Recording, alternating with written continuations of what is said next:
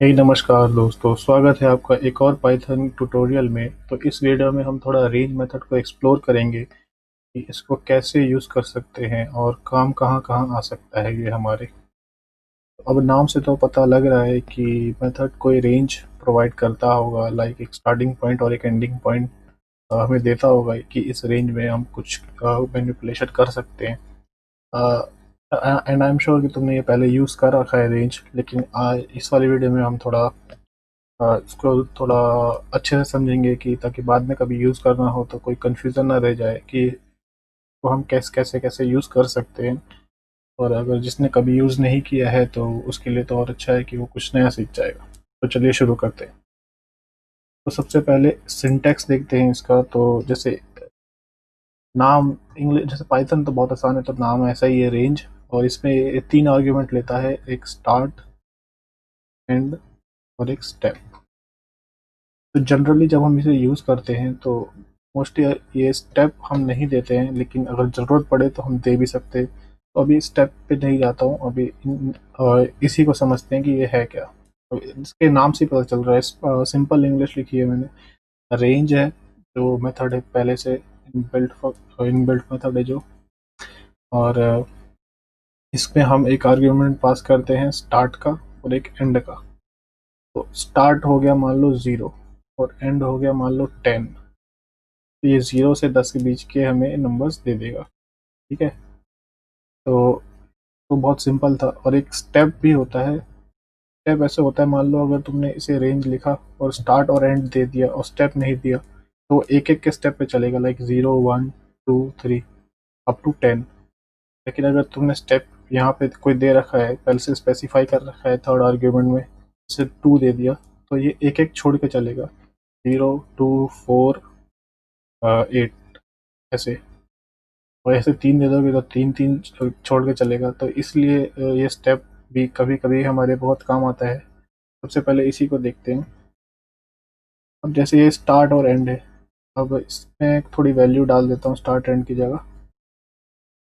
तो यहाँ पे 0 डाल दी और यहाँ पे 10 डाल दिया, जो अभी एग्जांपल समझाया था।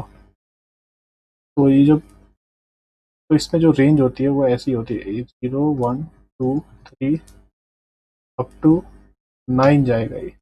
10 तक नहीं जाता है, क्योंकि स्टार्ट वैल्यू जो 0 है वहाँ से तो स्टार्ट कर लेगा, लेकिन जो एंड वैल्यू है उससे एक कम तक जाता है। तो 0 से 10 मतलब 0 से 9 तक ये जाएगा। और अगर स्टेप लगा देंगे इसमें, जैसे कि अभी लगाया था, 2 का स्टेप लगा दिया हमने, तो 0 2 4 6 और 8 तक जाएगा। ये 8 के बाद फिर एक स्टेप ज़्यादा लेगा तो 10 आ जाता है, और 10 तक इसको जाना नहीं है।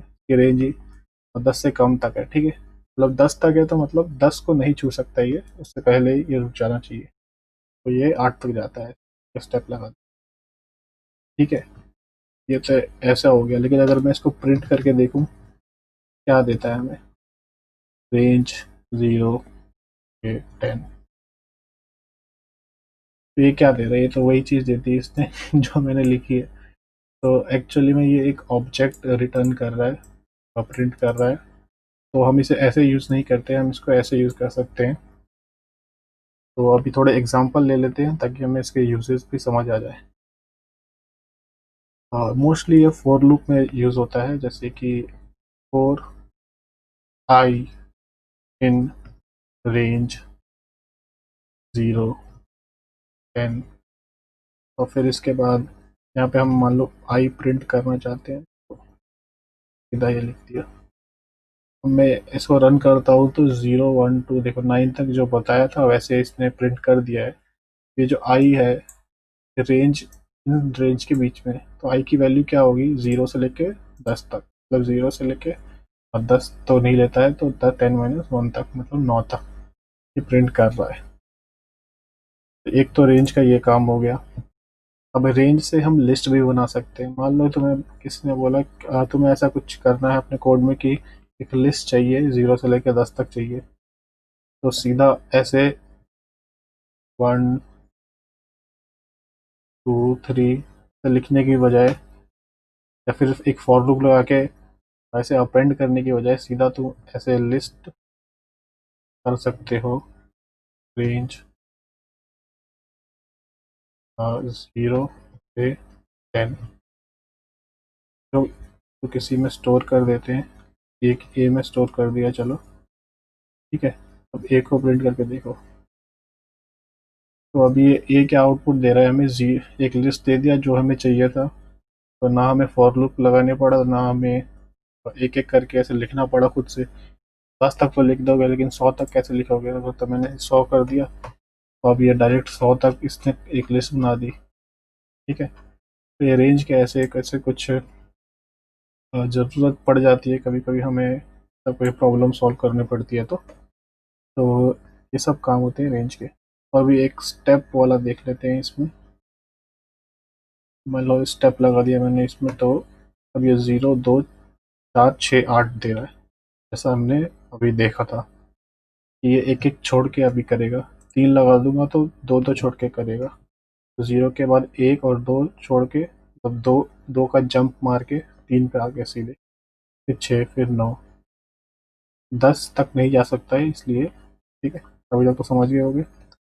लेकिन अगर तुम एक स्टेप वाली जगह पे एक माइनस में दे दोगे तो क्या होगा? तो अभी ये कुछ प्रिंट नहीं कर रहा है, क्योंकि ये 0 से अगर एक एक बैक जाएगा तो 0 से 10 के बीच में रेंज है, तो एक पीछे चला गया तो सीधा -1 हो गया, तो वो रेंज में है नहीं, तो वो प्रिंट कैसे करेगा? तो इसलिए यहाँ पे कुछ होता नहीं है। तो इसके लिए तुम्हें क्या करना पड़ेगा, स्टार्टिंग पॉइंट बड़ा लो और एंडिंग पॉइंट छोटा लो, तब जाके ये काम करेगा रिवर्स ऑर्डर में। तो अब क्या हो रहा है कि 10 से स्टार्ट हो रहा है और 0 पे ख़त्म हो रहा है, मतलब 0 तक नहीं जाएगा, 0 -1 तो 1 तक। -1 तो समझ रहे हो ना, -1 में मत पहुंच जाना। अभी हम नेगेटिव कर रहे हैं तो एक +1 ले लो। तो 10 से लेके 1 तक, क्योंकि यहाँ पे मैंने -1 लगा रखा है। -2 कर दूंगा तो 2 2 का स्टेप, वही चीज़ जो हमने देखी थी उसी का उल्टा हो रहा है। तो बिल्कुल ठीक है। अब एक और कोड तुम ज़्यादा, अब एक और कोड तुम कहीं कहीं किसी के गिटहब पे देख रहे हो, या फिर कोई कोड कहीं पे तुमने देखा है वेबसाइट पे, तो ऐसा देखा होगा कि फॉर इन रेंज, और यहाँ पे कुछ भी डाल दो, चलो सेम चीज़ डाल देता हूँ मैं, ठीक है। तो करके और यहाँ पे वो ऐसे, इधर मैं बस प्रिंट लिख रहा हूँ, वहाँ पे तुमने जो कोड देखा उसमें कुछ भी लॉजिक लगा सकते हैं। हाँ तो हम समझा रहे हैं इसलिए आराम से लिख सकते हैं। तो सीधा नमस्ते लिख दिया मैं, तो अब ये 10 बार नमस्ते प्रिंट कर देगा। तो इस पे आउटपुट पे नहीं, मैं ये देखना है। तो कई बार ऐसा होता है कि ये वाला कोड देख के लोग कंफ्यूज हो जाते हैं कि ये है क्या, मतलब कि फॉर लूप तो उन्होंने आता है, वाइल लूप भी आता है, सब आता है, लेकिन ये वाला चीज़ तो पहले कभी देखा नहीं। यहाँ पे तो हम आई लेते थे या जे लेते थे, तो ये कुछ नहीं है। ये बस जैसे कि इस वाले कोड को देखो, में कहीं वो वेरिएबल यूज़ हो रहा है आई या जे या फिर ये, तो हमने वो आई जे नहीं लिया है।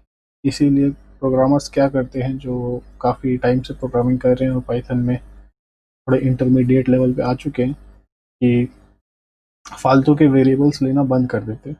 तो अब जैसे कि इस कोड में आई और आई का, या फिर यहाँ पे कोई भी वेरिएबल ले लेते, आई जे का यूज़ होता नहीं, यहाँ पे सीधा प्रिंट ही हो रहा है।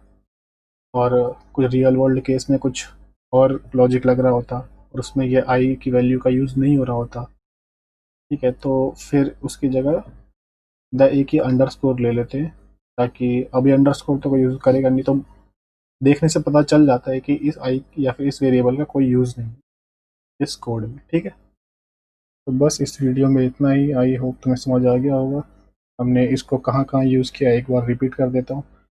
रेंज फॉर लूप में यूज़ होता है, और लिस्ट बनाने में हमने यूज़ किया आज।